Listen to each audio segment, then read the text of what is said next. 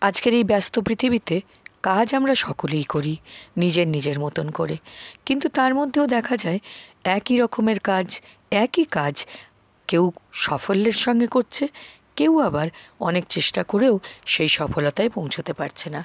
অনেকগুলি কারণ থাকে এসবের জন্য। তার মধ্যে একটি প্রধান কারণ হলো এক মনে একাগ্র হয়ে কাজ করা।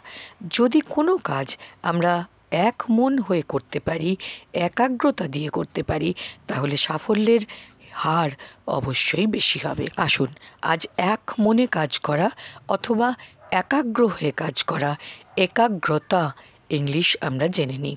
একাগ্রতার ইংলিশ হলো কনসেন্ট্রেশন বা কনসেন্ট্রেশন, CONCENTRATION।